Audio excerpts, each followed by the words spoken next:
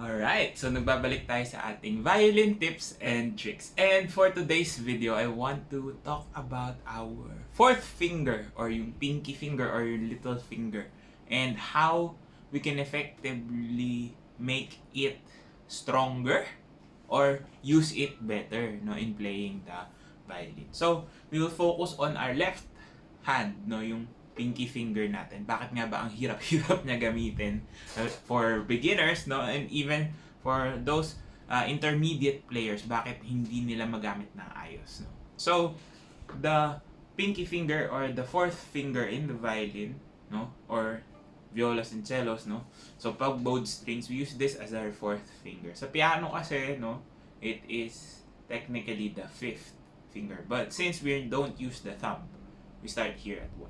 So, the fourth finger or the pinky finger nga is essentially the weakest link when it comes to our fingers. Why?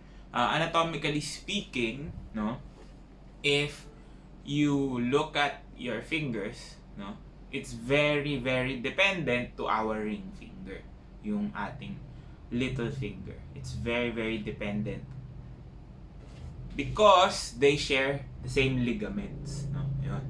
So, this means that it can't really work independently. Some people can control their pinky fingers more than others, Merong mga tao talagang kaya nilang ibaba, They can do yung parang ibababa nila to without the movement of the ring finger. But technically, that is a different muscle being used or a different part of the body being used.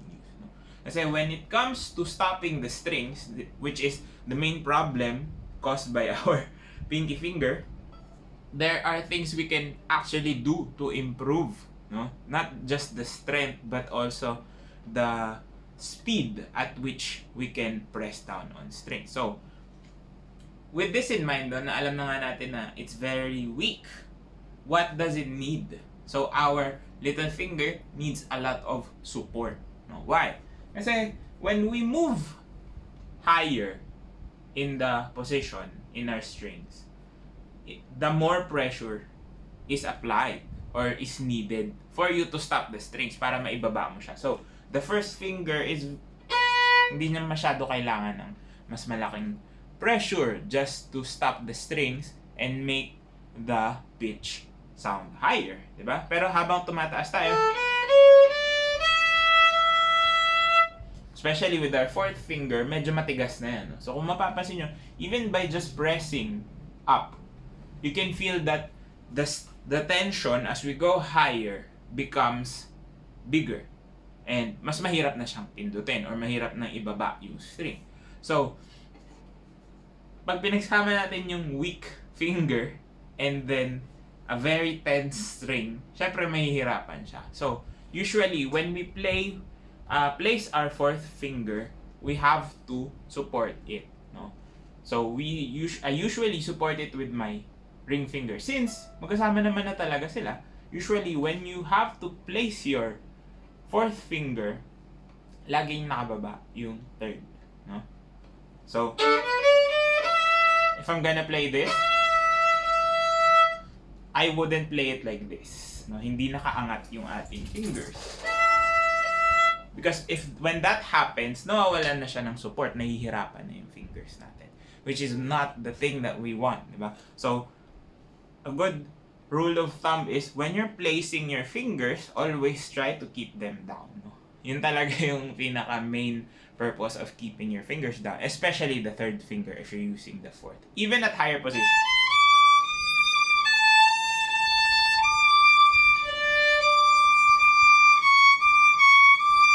Para mapapansin nyo yun, especially kung kunwari from Do sharp to Re on the E string, so malapit na siya, halos wala ng pressure na kailangan dun sa natin, fourth finger. Kasi nasa lo na lahat ng 1, 2, 3. So, mas madali na siya. It doesn't need the force na kailangan niya pag mag-isa lang siya exerted on its own, di ba? So, halos wala na nga Which is a good idea if you're playing with a lot of fourth fingers.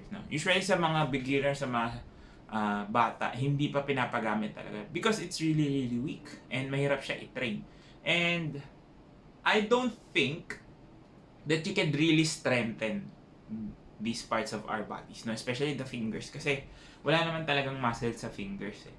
Our fingers are working because of the muscles here. And there's technically no muscle here. No? Only ligaments, fat and bone, and skin, of course. But yeah, so in order for you to maximize the use of your fingers, you have to know how your hand works. So another thing you can do is actually put your fingers closer. And how do you do that? By having a proper hand position. No? So, a lot of people kasi, when they use the fourth finger, they think of it already as an extension. So, when we say extension, akala nila hindi na siya part ng frame ng fingers. So, what ends up happening is, gumaganyan, no? Kahit minsan, this should be normal. Dapat nasa range mo yun. Dapat abot yun ng daliri mo when you're playing, no? This is not yet an extension. So, meaning, dapat pasok pa rin siya. Naaabot mo siya without the hand or fingers tensing up. No? Hindi mo siya kailangang i-extend. Diba? Extension nga. Extend. So, you don't have to extend. But what ends up happening for a lot of people is nagiging ganito yun. Ayan. So, kung mapapansin nyo, this is how I play my fourth finger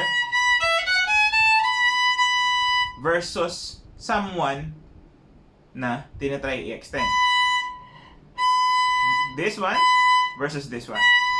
Diba? Kasi a lot of people think that when they do this, pag ginanon nila, mas lalapit daw yung fingers. But, yes, lalapit yung fingers.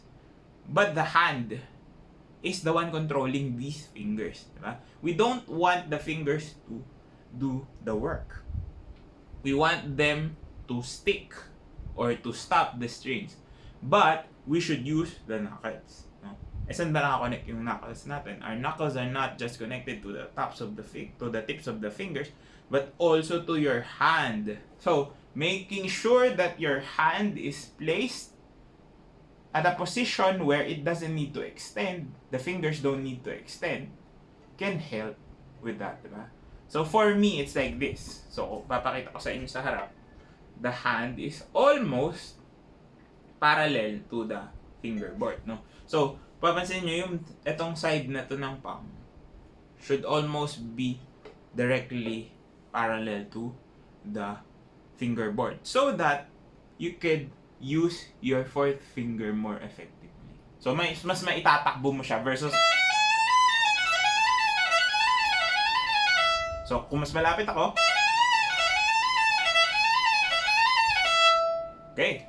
So, the danger lang of this is you need some getting used to. Kasi nasanay tayo na laging ine-extend yung fourth finger. Of course, kasama yung extensions, there will be times that you need to extend. For example, fa sharp to do. Of course, that's already an extension and you can see it in my fingers. But fa to C should not look like an extension. No? It should look like it's part of that frame, no? Kasi the fourth finger talaga, weakest na nga siya, pero siya yung parang pinakamaraming pressure that needs to be endured by it, di ba? Kasi the fourth finger is the farthest when it comes to your your fingers being used, di ba? Siya yung pinakamalayo yung pinipress.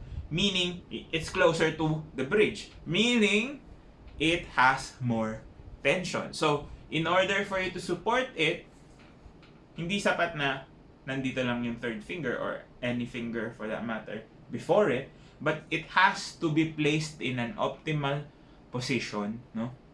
So, try not to think about just the tips, no? Just the ends of your fingers when you're trying to press or stop the strings, but you also have to think where your hand is already located. Whether you're shifting up,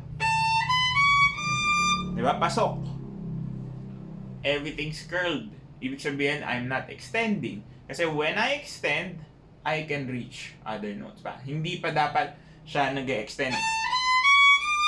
If abot pa ng 1, 2, 3, 4. If you can still count 1, 2, 3, 4, dapat within that group of 4, hindi nag-extend yung fingers mo. No? especially your fourth finger. So it shouldn't look like this. No? So as you can see, just a little movement will change the trajectory or the position of your fingers. And that small change will help you control your stopping of your fourth finger. So technically, you're not going to strengthen it, but you are giving it enough leverage for it to do what it needs to do. So sana nakatulong tong video na to. If it did, drop a like, comment down below more content you'd like to see. And of course, subscribe to my YouTube channel. Follow me on all my socials. My Udemy course is still available. Check it out. All links down in the description box below. This has been Ryan Monakil for Violin Tips and Tricks, and I'll see you on the next video.